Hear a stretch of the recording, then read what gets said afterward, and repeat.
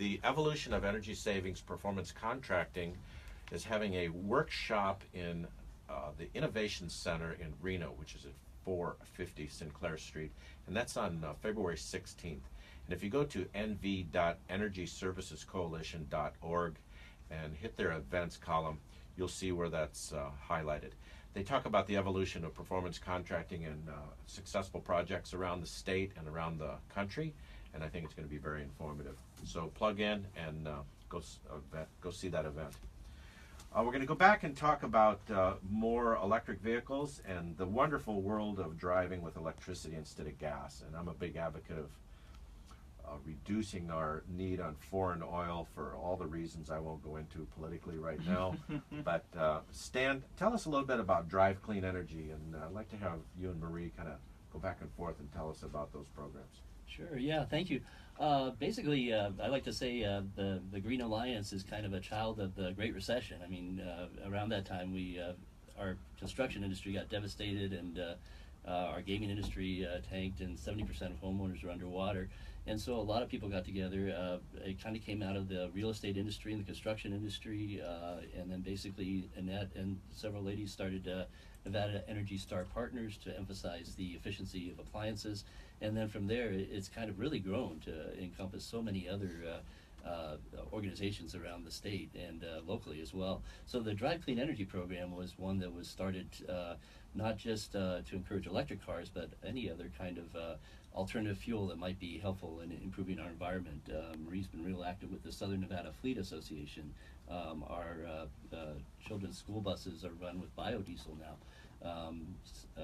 Other alternative fuels like compressed natural gas are used in the RTC bus system, the CAT bus system, as well as hybrid systems that are gasoline electric.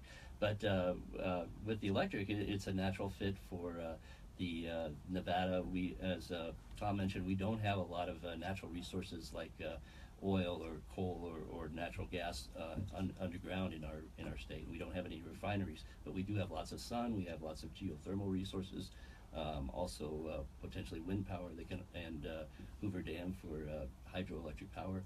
So all those can make electricity, and that's something we can use for fuel as well as to make our homes, run our homes as well. So that integration of running our homes and our cars is something that I think is really unique to Nevada, and we can really profit from it. Shades of green can also be the shades of green in your wallet, being able to save you money by going that route as well.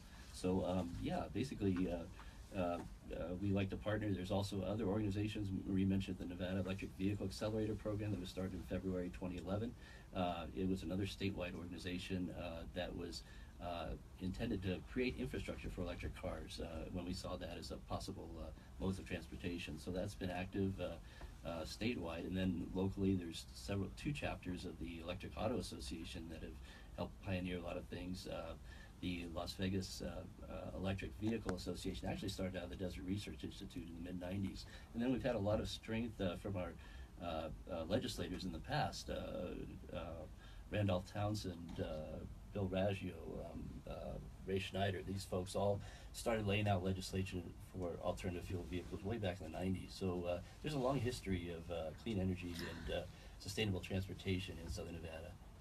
Well, I'll add on to that, and I'll applaud our legislators as well, because there's even been a transition in the past little bit where they're putting their money where their mouth is the right way to put it. So what Stan spoke to is there actually has been an amendment to NAC 486A, which is the use of alternative fuels in public fleets, and that has just been amended to go towards what has happened in the emerging technologies, including a focus on electric vehicles.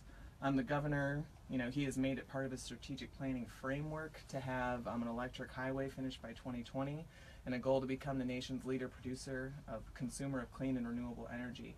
So really to see the focus and push and drive from our communities, from our leaders has been fantastic. And as you said, there's so many organizations in the state that I have the great pleasure and honor to work with and lead, that it's fantastic to see what everybody is trying to drive towards with goals on getting use of alternative fuels. Thank you. What are the things you want to tell us about? That great ideas in electric vehicles. I'm excited. I drove a Tesla maybe a year ago. It was a little over a year ago. I was impressed. I've I'm a big gearhead, and I couldn't believe the difference in how that car responded compared to a gas engine car. It's instant. I went from 50 to 75, which seemed to be the snap of a finger. It was so fast, I couldn't imagine it. And the salesperson said, "Now, before I take off, I want you to put your head against the headrest because it will snap you back." So tell us about your experience with driving cars, and why would people want to buy them? Because they're fun.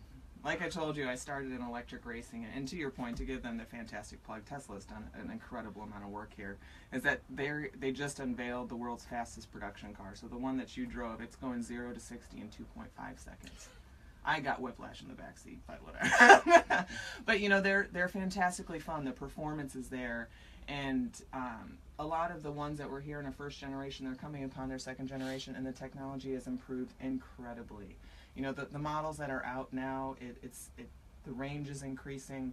What you really don't understand is that these OEMs are putting an incredible amount of money into it, and they're great cars that you just need to touch and feel. But from a fun perspective, it's really interesting to learn what's going around the market. You know, there's different countries that have actually now started to ban gasoline-powered vehicles by 2025. And so to think of it as a global market, you know, it's absolutely fantastic. Even your Middle Eastern companies, which you think of countries that you think of as oil rich, are starting to do electric vehicle charging.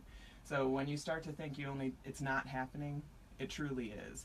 And so go touch, feel, and get money in your pocket, drive a fast car and have fun, and enjoy being green is really what I like to plug. That's nice. I like that. Enjoy being green.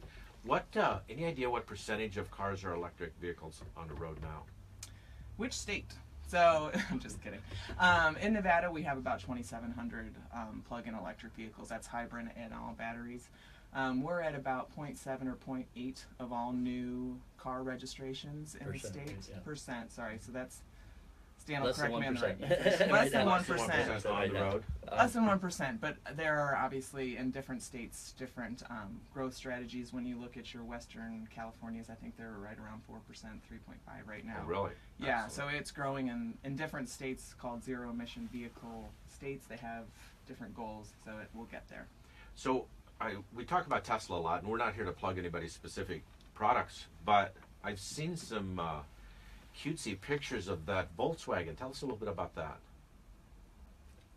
The new bus? Which Yes. The which one? microbus, right? The microbus. When's that? Stan, when's that supposed to come out? About 2020? It's a concept right now, so probably later, about 2020 or later, yeah.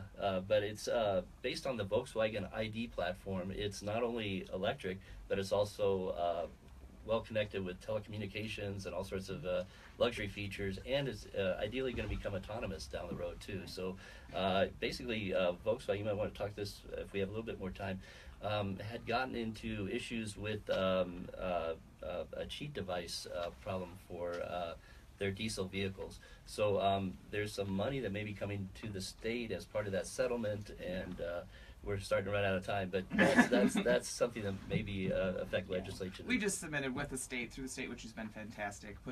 Put in a zero emission vehicle state plan for Nevada on Monday, and we're hoping to hear back from Volkswagen to see if there will be additional money and chosen as a market, which I think we would be fantastic for. But for the Green Alliance, we should be getting excited for Earth Day coming up. We've got Green Fest, which has Green Street, and we do our Green Procession to kick off. It's our 8th annual Green Fest this year, which is in downtown Summerlin, which is absolutely a fantastic event to come out and celebrate all the different shades of green that you are. Thanks, Marie. Thanks, Tom. Thanks, Stan. It's a great show. This is Shades of Green on KDWN, 720 AM. Tune